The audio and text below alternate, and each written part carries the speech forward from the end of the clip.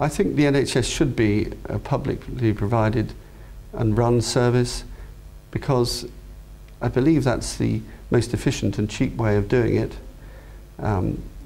We're not out to make a profit. We're a non-profit making organisation. We're there to treat patients.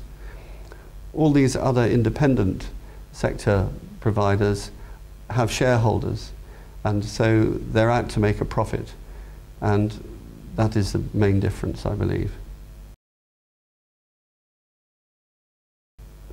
Firstly, this can make some trusts quite vulnerable financially, as the money is not available for them. I know that in Oxford, for instance, there are problems with ISTCs, especially in orthopaedics, where the simple cases are being sent to the ISTCs, and the Oxford hospitals are having to deal with complicated major joint and limb replacements, which, because they're very expensive, are not actually covered by the national tariffs. And so it actually costs the trust there to perform these operations. It's costing them more than they're actually getting to do the procedure. So that's one effect. Secondly, there's an effect on training.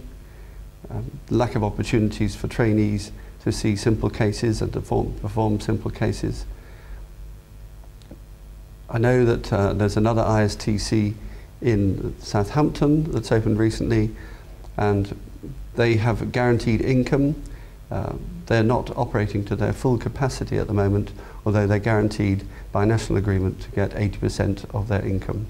So this again is money going out from the NHS into the private sector, which could otherwise be used by the trusts.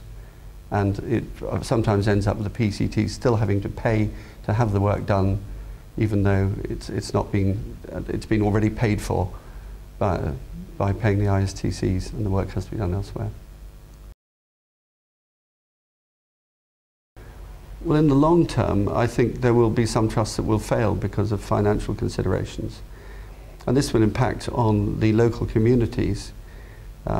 People like to have their local hospital that they can go to. Patients favour going locally. They don't necessarily want to be sent hither and thither for treatment.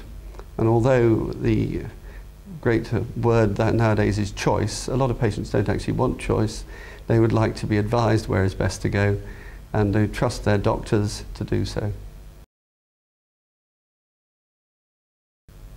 We'd like doctors in the southern region to show their support for the campaign by registering on the website, which is www.lookafterrnhs.org.uk, and on that site they'll also find a site where they can show their support for the 8 principles for a publicly funded and publicly provided NHS. There's also a section where you can give local examples of problems and cite examples where the NHS is being put in danger by the creeping privatisation.